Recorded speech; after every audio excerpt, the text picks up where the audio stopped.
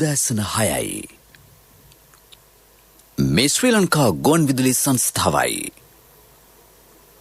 මෙන ප්‍රවෘත්ති සංස්කරණය හේමන්ත හෙට්ටිගේ. ප්‍රකාශය හිමානන්ද රාජපක්ෂ. පාසල්වල ගුරු හිඟයට කඩිනමින් විසඳුම්. සියලු ප්‍රදේශවල වගාවට සුදුසු ඉඩම් හඳුනා ගැනීමේ වැඩපිළිවෙලක්. අපරාධ නීති පනත සංශෝධනය කෙරේ. පාස්කුරිදා ප්‍රහාර විමර්ශන ජනාධිපති කොමිසමේ නිර්දේශ ප්‍රතික්ෂේප කිරීමේ බලයක් නැතයි ප්‍රකාශයක්. අපොස සාමාන්‍ය පෙළ විභාගය හෙට සිට. ජනතාවාදී පොලිස් සේවක අවශ්‍යතාව අවධාරණය කෙරේ. මියන්මාරයේ ජගත් සංවිධාන තානාපතිවරයා තනතුරෙන් නිවතට. ශ්‍රී ලංකා බටහිරින්දී කොදෙව් පළමු පන්දුවාර 2020 තරගය ලබන බදාදා. දීර්ඝ කාලයක සිට පාසල්වල පවතින ගණිත, විද්‍යා, ඉංග්‍රීසි සහ පරිගණක තාක්ෂණයේ ගුරු පුරප්පාඩු පිරවීමට වහා අයදුම්පත් කඳවන්නයි ජනාධිපති ගෝඨාභය රාජපක්ෂ මැතිතුමා අධ්‍යාපන බලධාරීන්ට උපදෙස් දෙයි. පත්වීම් ලද පාසලේම වසර 8ක සේවා පදනම මත ඇතැම් විෂය පුරප්පාඩු සඳහා අලුතින් බදවා ගැනීම සිදු කරන්නයිද එතුමා උපදෙස් දී තිබේ. ගම සමග පිළිසඳර 12 වෙනි වැඩසටහනට ඊයේ සහභාගී වෙමින් එතුමා එම උපදෙස් ලබා දුන්නේය. ත්‍රිකුණාමලය දිස්ත්‍රික්කයේ ගෝමරන් කඩවල ප්‍රාදේශීය ලේකම් කොට්ටාශයේ කිව්ලේ කඩවල ග්‍රාම නිලධාරී වසමට අයත් කිව්ලේ කඩවල විද්‍යාල භූමියේදී එය පැවැත්විනි. භෝග වගා සංවර්ධනයට වැඩි වශයෙන් ඉඩම් අවශ්‍ය වෙයි. එම නිසා වගාවට සුදුසු ඉඩම් කඩිනමින් හඳුනාගත යුතුය. අස්වනු ඉහළ නැන්වීම සඳහා ඉඩම්වල ඵලදායීතාව ඉහළ නැන්වීම අත්‍යවශ්‍ය වෙයි. ඒ සඳහා ගොවීන්ට නවීන තාක්ෂණය හඳුන්වා දිය යුතු බව ජනාධිපතිතුමා පෙන්වා දුන්නේය. සමාජයේ පහළම ආදායම් ස්තරයට අයත් පවුල් වලින් තෝරාගත් ලක්ෂයක් දෙනා රැකියා නියුක්ත කිරීමේ වැඩසටහන දිළුඳකම පිටුදැකීමේ පරමාර්ථයෙන් ක්‍රියාත්මක කෙරින. එම රැකියා ලාභීන්ට එක් ක්ෂේත්‍රයකට සීමා නොවී බහුකාර්ය පුහුණුවක් සැපේ. දිළිඳු පවුල් වල අභිවෘද්ධිය උදෙසා සැලසුම් කළ එම වැඩසටහන කඩාකප්පල් නොකරන්නයි ජනාධිපතිතුමා ඉල්ලා සිටියේය. අපරාධ නීති පනත සංශෝධනය කෙරේ. දිනෙන් දින ඉහළ යන අපරාධ මර්ධනය කිරීම එහි අරමුණ බව අමාත්‍ය ආචාර්ය සරත් විරසේකර මහතා කියයි. මාස 3ක් වැනි කෙටි කාලයක් තුළ අපරාධ දඬුවමක් විභාග කර දඬුවම් නියම කිරීමට හැකි අධිකරණ නියන්ත්‍රණයක් සකස් කිරීම එමගින් අපේක්ෂා කෙරේ. එහිදී අගවිනිසුරුවරයාගේ අනුමැතියෙන් ශ්‍රේෂ්ඨාධිකරණ විනිසුරුවරුන් 2 දෙනෙක් හෝ 3 දෙනෙකු සමග කඩිනමින් නඩු විසඳීමේ ක්‍රමවේදයක් සකස් කෙරේ. අපරාධකරුවන් අත්අඩංගුවටගෙන දින කිහිපයකින් අපමත නිදහස් වීමෙන් පසුව ඔවුන් වෙනත් අපරාධ කෙරෙහි යොමු වන දක්නට ලැබේ. දඬුවම් නියම කිරීමට වසර ගණනාවක් ගත වීම නිසා ඔවුන්ට නිසි දඬුවමක් නොලැබෙන අතර අගතයට පත්වන්නන් සංඛ්‍යාව ඉහළයි. නඩු කඩිනමින් අවසන් කිරීමේ අවශ්‍යතාව ඉස්මතු වී ඇතැයිද ඔහු පෙන්වා දෙයි. පාස්කුරිදා ප්‍රහාර විමර්ශන ජනාධිපති කොමිසමේ වාර්තාව ඉදිරිපත් වන්නේ ජනාධිපතිතුමා පත් කළ කොමිසමක් කළ පරීක්ෂණයක ප්‍රතිඵලයක් ලෙසයි. එමගින් ජනාධිපතිතුමාට නිර්දේශ ඉදිරිපත් කර තිබේ. එවැනි නිර්දේශ ප්‍රතික්ෂේප කිරීමේ බලයක් වෙනත් පාර්ශවයකට නොමැති බව ජ්‍යෙෂ්ඨ නීතිඥ කනිෂ්ක විතාරණ මහතා පෙන්වා දෙයි. ඒ පිළිබඳ නෛතික තත්ත්වය පැහැදිලි කරන ඒ මහතා පාස්කෝ කොමිෂන් වාර්තාව ඉදිරිපත් වෙන්නේ ජනාධිපති විසින් පත් කරන ලද කමිෂන් සභාවක කරන ලද පරීක්ෂණයක ප්‍රතිඵලයක් විදිහට. එතකොට ඒ පරීක්ෂණ අවසානයේදී ජනාධිපති කමිෂන් සභාවෙන් ඉදිරිපත් කරන්නේ නිර්දේශ ජනාධිපතිතුමා වෙත. එතකොට ඒ නිර්දේශ ප්‍රතික්ෂේප කිරීමක් කරන්න බලයක් වෙන කාටවත් නැහැ. දැන් ඔය ජනාධිපති වෙත ඉදිරිපත් කරන වාර්තාව අවශ්‍ය නම් කැබිනට් මණ්ඩලයට ඉදිරිපත් කළා. එතනින් පස්සේ කැබිනට් මණ්ඩලයට ඒ සම්බන්ධයෙන් තීරණයක් ගත හැකි. නීතිපති වෙතට ඉදිරිපත් කළා නීතිපතිට පුළුවන් ඒ වාර්තාවේ අන්තර්ගත කරුණු සම්බන්ධව නීතිමය ක්‍රියාමාර්ග ගන්න ඕන නම් යම් කිසි පුද්ගලෙක්ට එරෙහිව ඒ සම්බන්ධව නීතියට අනුව කටයුතු කරන්න. එහෙම නැතුව මේ දේශපාලන පක්ෂයකට ඒ වාර්තාවේ තියෙන නිර්දේශ ප්‍රතික්ෂේප කරන්න කිසිම බලයක් ව්‍යවස්ථාවෙන් හෝ නීතියකින් ලබා දීලා නැහැ. ඕනනම් ඕන කෙනෙක්ට තමන්ගේ තනි මතයට අනුව පිළිගැනීමක් හෝ නොපිළිගැනීමක් කරන්න පුළුවන්. ඒත් ඒකේ කිසිම බලාත්මක භාවයක් හෝ නීතියානුකූලතාවයක් නැහැ. මේ ප්‍රවෘත්ති ප්‍රකාශය ශ්‍රී ලංකා ගුවන්විදුලි සංස්ථාවෙන්.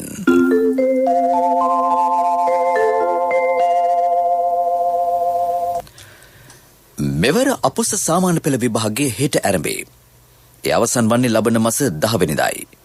අපේක්ෂකයෝ 6,22,352 දෙනෙක් මෙවර විභාගයට පෙනී සිටිති. ඉන් 4,33,746 දෙනෙක් පාසල් අයදුම්කරුවෝ වෙති. දෙවන පුරා මධ්‍යස්ථාන 4,513කදී විභාගය පැවැත්වේ. විභාගය පැවැත්වීම සඳහා අවශ්‍ය සියලු කටයුතු මේ වන විට සකස් කර අවසන් බව විභාග දෙපාර්තමේන්තුව කියයි. විභාග අපේක්ෂකයන් විභාගය ආරම්භ වීමට පැයකට පෙර විභාග මධ්‍යස්ථානවලට පැමිණිය යුතු බව විභාග දෙපාර්තමේන්තුව දැනුම් දෙයි. කොරෝනා වෛරසයේ ව්‍යාප්තිය හමු වේ විභාග මධ්‍යස්ථානවල දැඩි සෞඛ්‍ය ආරක්ෂිත ක්‍රමවේද ක්‍රියාත්මක වීම ඊට හේතුවයි.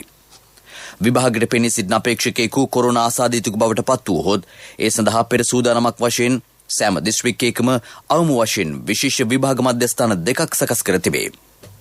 ප්‍රදේශීය මහජන සෞඛ්‍ය පරීක්ෂක සෞඛ්‍ය වෛද්‍ය නිලධාරිය ඇතුළු සෞඛ්‍ය බලධාරීන්ගේ උපදෙස් මත අපේක්ෂකයින්ගේ සෞඛ්‍ය ආරක්ෂාව තහවුරු කිරීමට සියලු ක්‍රියාමාර්ග ගෙන ඇතැයි විභාග දෙපාර්තමේන්තුව කියයි. විභාගයේ පැවැත්වෙන කාල සීමාව තුළ ප්‍රවාහන කටයුතු ක්‍රියාත්මක කිරීම සම්බන්ධයෙන් ශ්‍රී ලංකා දුම්රිය දෙපාර්තමේන්තුව සහ මාර්ගස්ථ මග්ග ප්‍රවාහන අධිකාරිය සමග සාකච්ඡා කර විශේෂ වැඩපිළිවෙලක් සකස් කර ඇත. ජාතික ගමනාගමන කොමිෂන් සභාව පවසන්නේ අපොස සාමාන්‍ය පෙළ විභාගයේ පැවැත්වෙන කාල සීමාවේදී සිසු සැරිය බස්වත සියලුම ප්‍රදේශ ආවරණය වන පරිදි දහවනය කළ යුතු බවයි. එම බස්වත දහවනය කිරීමේදී කිසිදු පිටස්තර අයෙකු නන්වා නොගත යුතුය. ඇතැම් අවස්ථාවල දරුවාගේ දෙමව්පියන්ට එහි ගමන් කළ හැකිය. සෞඛ්‍ය උපදෙස් අනුව සිසුන් ප්‍රවාහනය කෙරේ. අමාත්‍ය මහාචාර්ය ජී.එල්. පීරිස් මහතා පවසන්නේ අපොස සාමාන්‍ය පෙළ විභාගයේ ප්‍රතිඵල ජූනි මාසයේ නිකුත් කිරීමට අපේක්ෂා කරන බවයි. අපනයන කෘෂි කලාප පිහිටුවීමේ ජාතික වැඩසටහන ආරම්භේ. සමාරම්භක උත්සවය හම්බන්තොට අඟුණුකොඩ පැලැස්ස කසාගල රජමහා විහාරස්ථානයේදී අග්‍රාමාත්‍ය මහින්ද රාජපක්ෂ මහතාගේ ප්‍රධානත්වයෙන් ඊයේ පැවැත්විණි. 2019 වසරේ රුපියල් කෝටි 6,300ක් වූ අපනයන කෘෂි භෝගාදායම 2020 වසරේදී රුපියල් කෝටි 7,300ක් දක්වා වර්ධනය කර ගැනීමට රාජ්‍යයට හැකි විය. අපනයන ගම්මාන 121ක් මේ වසරේ ආරම්භ කිරීම රාජ්‍යයේ සැලසුමයි. කහ සහ බඩේරුඟු නිෂ්පාදන ප්‍රවර්ධනයටද පියවර ගැනේ. මේ මාසයේ වන විට සෑම නිවසකටම කහ පැලයක් සිට වූ බඳුන බැගින් ලබා දීමට නියමිතයි. දිවුලපිටිය පෑලියගොඩ සහ බන්ධනාගාර කොරෝනා පොකුරු වලින් වාර්තා වී ඇති සමස්ත ආසාදිතින් සංඛ්‍යාව 78,739ක් දක්වා ඉහළයි. ඊයේ ආසාදිතයෝ 425 දෙනෙක් හඳුනා ගනු ලැබුහ. ජනතාවාදී පොලිස් සේවක අවශ්‍යතාව අවධාරණය කෙරේ. ඕනෑම පුද්ගලයෙකුට නිදහස් වහා සාමකාමීව ශ්‍රී ලංකා පොලිස් දෙපාර්තමේන්තුවේ සේවාව ලබා ගැනීමට හැකියාව තිබිය යුතු බව අධිකරණ අමාත්‍යාංශයේ ජ්‍යෙෂ්ඨ උපදේශක ජනාධිපති නීතිඥ යුආර් ද සිල්වා මහතා කියයි. මහජන හිතකාමී පොලිසියක් බිහිවන්නේ මගිනි. විනෝද විරෝධීව කටයුතු කරන පොලිස් නිලධාරීන් සම්බන්ධයෙන් නෛතික ක්‍රියාමාර්ග ගැනීම අවශ්‍යතාව ඒ මහතා අවධාරණය කරයි. ශ්‍රී ලංකා ගුවන්විදුලි සංස්ථාව දෙවන පුරා වෙහෙර විහාරස්ථානවල සංවිධානය කරන රත්න සූත්‍රය සජ්ජායනා කිරීමේ වැඩසටහනේ 123 වන මහනුවර පාතහේවා හැට පින්නගොල්ල ශ්‍රී සද්ධාරාම විහාරස්ථානයේදී හෙට පැවැත්වේ. වැල්ලම්පිටිය ශ්‍රී කලවිටගොඩ සම්බුද්ධරාජ සහ පින්නගොඩ ශ්‍රී සද්ධර්මාරාමයේ උභය විහාරාධිපති පූජ්‍ය හඟුරංකිත විමලානන්ද ස්වාමින් වහන්සේගේ අනුශාසනා පරිදි එය පැවැත්වේ. ලෝකයේ තුල ව්‍යාප්තව පවතින කොරෝනා වසංගත රෝගිය දුරු කර ගැනීම උදෙසා ශ්‍රී ලංකා ගුවන්විදුලි සංස්ථාවේ අනුග්‍රහය යටතේ පවත්වන රතන සූත්‍ර දේශනා මාලාවේ 123 වෙනි වැඩසටහන මහනුවර දිස්ත්‍රික්ක පාතහේවැහැට පින්නගොල්ල ශ්‍රී සද්ධර්මාරාම විහාරස්ථානයේදී පවත්වන්නට සවස 6:30 සිට 7:30 තෙක් සූදානම් කරගෙන පවතිනවා. ලෞතර බුදුරජාණන් වහන්සේ විසින් එදා විශාලා මහනුවර රෝග බිය, මනුස්ස බිය, දුර්භික්ෂ බිය කියන මේ තුන් බිය දුරු කර ගැනීම උදෙසා දේශනා කොට වදාළ ඒ උතුම් රත්න සූත්‍ර දේශනාව සියලුම බෞද්ධ ජනතාවගේ ආශිර්වාදයේ පිණිස පැවැත්වීම මේ දිනවල ගුවන්විදුලි සංස්ථාවේ පවත්වාගෙන යන අතර ලෝක සත්වයාට පතල මහා කරුණාවෙන් දේශනා කළ ඒ උතුම් සූත්‍ර දේශනාව සජීව ශ්‍රවණය කොට ඒ උතුම් ආශිර්වාදය ලබා ගන්නා ලෙස ශාසනාලයෙන් මතක් කර සිටිනවා. සියලුම දෙනාට සම්මා සම්බුදු සරණයි. ප්‍රමුඛතම පුවත ඔබ වෙත ගෙනෙන්නේ සිද්ධාලේප ලක්වියාව. हंबंतोट दिस्त्रिक्के शासनारक्षक බලමණ්ඩල යතිවර අභිමන් උපහාරවල හම්බන්තොට දිසාලේකම් කාර්යාලය ශ්‍රවණාගාරයේදී අග්‍රාමාත්‍ය මහින්ද රාජපක්ෂ මහතාගේ ප්‍රධානත්වයෙන් ඊයේ පැවැත්විණි. වසර 4කට ආසන්න කාලයක් ශාසනාරක්ෂක බලමණ්ඩලය වෙනුවෙන් කළ සේවයගෙමින් මහා සංඝරත්නය උදෙසා එම උපහාර උළෙල පැවැත්විණි. දිස්ත්‍රික් ශාසනාරක්ෂක බලමණ්ඩල සහ දිසාලේකම් කාර්යාලයේක්ව උපහාර උළෙල සංවිධානය කර තිබිණි. මේ අතර නෝනාගම වෝටර් පාක් ජල උද්‍යානයේද අග්‍රාමාත්‍ය මහින්ද රාජපක්ෂ මහතාගේ ප්‍රධානත්වයෙන් ඊයේ විවෘත කෙරිණි. දකුණු පළාත් පරිසර අමාත්‍යාංශය, රුහුණු සංචාරක කාර්යාංශය සහ අම්බලන්තොට ප්‍රාදේශීය සභාවේ අරමුදල් සහ සම්පත් යොදා ගනිමින් රුපියල් ලක්ෂ 58ක වියදමින් මෙම ජල උද්‍යානය නිම කර තිබේ. ව්‍යායාම මන්තිරු හා ළමා උද්‍යාන ඇතුළු ජනතා ආකර්ෂණ ස්ථාන රැසකින් එය සමන්විත වෙයි. ප්‍රමුඛතම පුවත ඔබ වෙතගෙන ආවේ සිද්ධාලේප ලක්වියාව. ශක්ති හඬ අවධානය පිණිසයි. මතුගම නගරයට රථගාලක් නොමැතිවීම බලවත් අඩුපාඩුවක් බව නගරවාසීහු පවසති. වාහන හා යතුරු පැදි පදික වේදිකාව ආසන්නයේ නවතා තැබීම හේතුවෙන් පදික වේදිකාවේ ගමන් කිරීම දුෂ්කර වී තිබේ. මේ පිළිබඳව බලධාරීන්ගේ අවධානය කඩිනමින් යොමු වී තිබව ඔවුහු අවධාරණය කරති. මතුගම ප්‍රාදේශීය සභාවේ සභාපතිතුමනි, මේ ඔබේ අවධානයටයි. ලෝක ප්‍රවෘත්ති අනුග්‍රහය. People's Leasing ලීසින් විප්ලවයට ඔබත් එක්වන්න. කිසිදින නොලැබෙන අසම සම ලීසින් වාරික සමගින් අවම පොලියකට. විස්තර දැනගන්න ළඟම People's Leasing ශාඛාවකට පිවිසෙන්න. නැත්නම් කතා කරන්න 0112 206 300. People's Leasing, විශ්වාසයේ ප්‍රමුඛයා. මියන්මාර් හමුදා පාලකයෝ එරට එක්සත් ජාතීන්ගේ තානාපතිවරයා තනතුරෙන් පහ කරති. ඔහු විරෝධතාකරුවන්ට පක්ෂපාතී ප්‍රකාශයක් කිරීමට හේතුවයි. ප්‍රජාතන්ත්‍රවාදීව තේරීපත් වූ රාජ්‍යයට යලි බලය පවරන තුරු කිසිවෙකුත් හමුදා පාලකින් සමග සහයෝගයෙන් කටයුතු කිරීම අවශ්‍ය නැතයි ඔහු සඳහන් කර තිබේ. ආරක්ෂකංශ සහ විරෝධතාකරුවන් අතර ඊයේද නගර ගණනාවක ගැටුම් හටගැනිනි. කාන්තාවක පොලිස් වෙඩිපහරට ලක් වූ අතර ඇගේ තත්ත්වය තවමත් අවිනිශ්චිතව පවතී. මියන්මාරයේ විරෝධතා ආරම්භ වී හෙටට මාසයක් සපිරේ.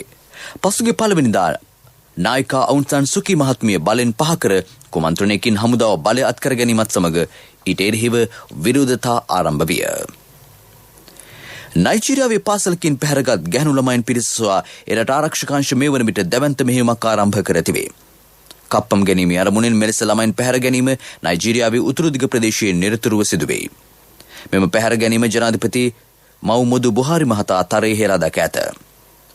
එක්සත් ජාතීන්ගේ ළමා අරමුදලද එය හෙලා දැක ඇති අතර එම ළමයින් වහා නිදහස් කරන්නයි අදාළ පිරිසකින් ඉල්ලීමක් කරයි. People's Leasing ලීසින් විප්ලවයට ඔබත් එක්වන්න. කිසිදින නොලැබෙන අසම සම ලීසින් වාරික සමගින් අවම පොලියකට. විස්තර දැනගන්න ළඟම People's Leasing ශාඛාවකට පිවිසෙන්න. නැත්නම් කතා කරන්න 0112 206 300. People's Leasing, විශ්වාසයේ ප්‍රමුඛයා. සංවර්ධන පුවත් ගම සමග පිළිසඳරක් වැඩ සමග යලි ගමට.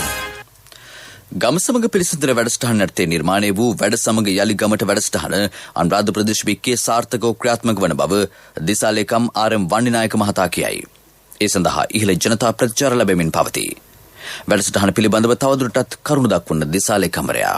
ඒ වැඩසටහනේ අනුරාධපුර දිස්ත්‍රික්කයේ මේ වන විට ඒකේ මූලික දැනුවත් කිරීම කරලා තියෙනවා. ඒ වගේම මූලික කටයුතු සියල්ල සිදු වෙමින් පවතිනවා. දැන් මේ වන විට ගාමින්දාරි වසං 694ක් සඳහා ඒ යටතේ ව්‍යාපෘති යෝජනා සකස් කරලා දැන් මේ වන විට ඉදිරිපත් කරලා තිනවා. තවම මේ නැතිවරණ කොටස මට්ටමින් බැලුවොත් තව ගාමින්දාරි වසං කීපයක අපිට මේ ව්‍යාපෘති යෝජනා ටික අර ග්‍රාමීය කමිටු වලින් අනුමත කරගෙන සකස් කරගන්න තියෙනවා. ඒක මන්ත්‍රීතුමන්ලා කීප දෙනෙක් පෞද්ගලිකවම එතුමන්ලම ගමට යන්න ඕනේ කියලා කියපු කාරණා නිසා පොඩි පමාවක් තියෙනවා වසම් කීපයක.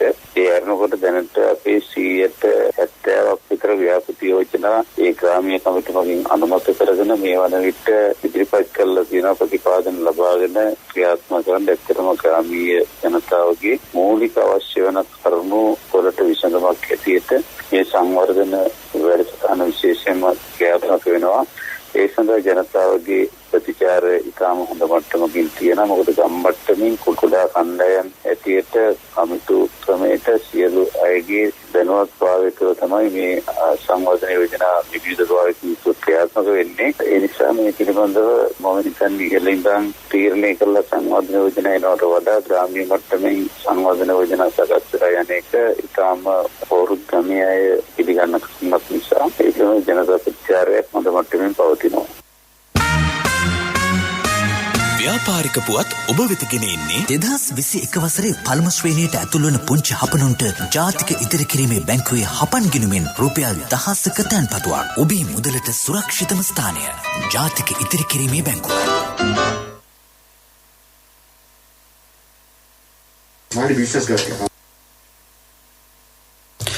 රජයේ වාහන ආනයන අත්හිටුවීම හේතුවෙන් වාහන ආනයනය සහ ඒ ආශ්‍රිත සිසු රැකියාවල නිරත වී සිටි පිරිස් ගැටලු රැසකට මුහුණ දී ඇතැයි වාහන ආනයනකරුවන්ගේ සංගමේ සභාපති ඩී.කේ. ගමගේ මහතා කියයි.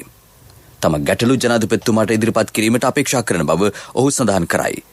රාජ්‍ය සභාවේ ඕනෑම කොන්දේසියකට යටත්ව වාහන ආනයනය කිරීමට තම සංගමේ සූදානම් බවද ඔහු සඳහන් කරයි. වාහනායනකරුවන්ගේ සංගමේ ව්‍යාපාරිකයන් ඉන්නවා ලක්ෂයකට එහා පැත්තයි. ඒ අතර ඍජුව හා වක්‍රව ඉන්නවා 3,50,000 4,00,000 විතර අය. මේ වසරක් තුල වාහනායනයෙන් අතර කරපු හේතුවෙන් ව්‍යාපාර 15% වැඩිලා තියෙනවා. අපිට ඕනේ මේ ආර්ථිකට ගැළපෙන විදිහට අපේ ව්‍යාපාරයේ ඉන්න අයගේ රැකියාව සුරක්ෂිත වෙන විදිහේ දෙයක් කතා කරන්න තමයි අපි ජනාධිපතිතුමාගෙන් අගමැතිතුමාගෙන් මේ යෝජනාවක් අපි ඉදිරිපත් කරේ අවුරුද්දකට පස්සේ. වාහන ආනය කරන්න දෙනව නම් නිර්ණායකයන් අපිට සාකච්ඡා කරලා රටට විදේශ සංචිත ඉතුරු කරගෙන මේ ව්‍යාපාර කරගෙන යන්නේ කොහොමද? ඒ වගේ තැනකට තමයි අපි බලාපොරොත්තු වෙන්නේ රජයත් එක්ක කතා කරලා. මාසික 2500ක් විතර වාහන විකිරෙනවා. කොහොමරි ආපහු මේක අරින දවසට රටට ගැළපෙන දේවල් සාමාන්‍ය පුජ්‍යලෙකුට පොඩි වාහනයක් ගන්න තත්ත්වයේ යෝජනා තියෙනවා ඉදිරිපත් කරන්න ජනාධිපතිතුමාට. ව්‍යාපාරික පුවත් ඔබ වෙත ගෙන ආවේ 2021 වසරේ පළමු ශ්‍රේණියට ඇතුළු වන පුංචි හපනුන්ට ජාතික ඉදිරි කිරීමේ බැංකුවේ හපන් ගිණුමෙන් රුපියල් 1000ක තැන්පතුවක්. වැඩි පොලියක් ඉතුරු ගිණුමට 100% රාජ්‍ය ආරක්ෂාව. ශිෂ්‍යත්ව විභාගය සඳහා ආදර්ශ ප්‍රශ්න පත්‍ර කට්ටල් සහ දිවයින පුරා විහිදුණු ශාඛා ජාලය හා තැපැල් උපතැපැල් කාර්යාල ජාලය මගින් ගනුදෙනු කිරීමේ හැකියාව. ඔබත් අදම ඔබේ සිඟිත්තාගේ අනාගතය වෙනුවෙන් හපන් ගිණුමක් අරවන්න. කොන්දේසි අදාළ වේ. ඔබේ මුදලට සුරක්ෂිතම ස්ථානය ජාතික ඉදිරි කිරීමේ බැංකුව. ක්‍රීඩා පුවත් සංචාරක ශ්‍රී ලංකා කණ්ඩායම හා බටහින්දිය කොදෙව් කණ්ඩායම අතර පළමු පන්දුවාර 2020 තරඟ ඇන්ටිගුවාහි කුලීජ් ක්‍රීඩාංගණයේදී ලබන බදාදා පැවැත්වේ. කණ්ඩායම් දෙක අතර පන්දුවාර 2020 තරඟ 3ක් පැවැත්වෙන අතර ඒ සියලු තරඟයම ක්‍රීඩාංගණයේ පැවැත්වීමට විධිවිධාන යොදා තිබේ. ඇන්ටිගුවාහි කුලීජ් ක්‍රීඩාංගණයේ අන්තර්ජාතික තරඟ පැවැත්වෙන ප්‍රථම අවස්ථාව මෙයයි. ඇන්ටිගුවාහි පිහිටි ප්‍රධාන ක්‍රීඩාංගණය ශ්‍රීමත් විවියන් රිචඩ්ස් ක්‍රීඩාංගණයයි. කණ්ඩායම් දෙක අතර එක්දින තරඟ හා ටෙස්ට් තරඟ පැවැත්වෙන්නේ එම ක්‍රීඩාංගණයේදීය. කණ්ඩායම් දෙක අතර ටෙස්ට් තරඟ දෙකක් සහ එක්දින තරඟ 3ක් පැවැත්වීමට නියමිතයි. සති 5ක් තිස්සේ පැවැත්වෙන සමස්ත තරඟාවලිය නරඹන්නන්ට තහනම්ය. ආර්ථික පුවත් ආවරණය ආසිසිර බෙටි ගන්න පුළුවන් වුණාද? හොඳ වෙලාවට එක ෆාමසියක් නම් ඇරලා තිබුණා. ඒ තරු පෙවුනේ සමහර බේත් වල ගණන් ඇහුවම. කීයද? LOLC ක්‍රෙඩිට් කාඩ් එක නොතිබෙන්න මොනවා කරන්නද කියලා හිතා ගන්න බැරි වෙනවා. LOLC ෆයිනෑන්ස් ක්‍රෙඩිට් කාඩ් පත ජීවිතේම සපුරාලයි. රටේ කරවල සහ උම්බලකඩ අවශ්‍යතාව දේශීය වශයෙන් නිෂ්පාදනය කිරීමට මේ වසරේදී හැකි වෙනු ඇතැයි රාජ්‍ය අමාත්‍ය කාංචන විජේසේකර මහතා විශ්වාසය පළ කරයි. එහි නියම ව්‍යාපෘතියක් ලෙස නිසි ප්‍රමිතියෙන් යුත් ගුණාත්මක හා සෞඛ්‍ය ආරක්ෂිත කරවල සහ උම්බලකඩ නිෂ්පාදන ව්‍යාපෘතියක් නාරා ආයතනයේ මූලිකත්වයෙන් මේ වන විට ආරම්භ කර තිබේ. එම ආයතනය පසුගිය මාස දෙක තුළ නව ක්‍රමවේද හා තාක්ෂණය උපයෝගී කර ගනිමින් කළ නිෂ්පාදන පිළිබඳ තොරතුරු උම්බලකඩ හා කරවල නිෂ්පාදකින්ට කඩිනමින් සපයන බව රාජ්‍ය අමාත්‍යවරයා කියයි. ඔන්න ඩොක්ටර් කිව්වද තාත්තට ගෙදර යන්න පුළුවන් කියලා. දුවලට මම නිසා හරි කරදරයක් නේද උනේ. කසුන්ගේ LOLC ක්‍රෙඩිට් කාඩ් එක තිබුණ නිසා කිසි ප්‍රශ්නයක් උනේ නැහැ. තාත්තා සමීප වෙච්ච එකනේ අපේ සතුට. LOLC ෆයිනෑන්ස් ක්‍රෙඩිට් කාඩ් පත ජීවිතේම සපුරාලයි.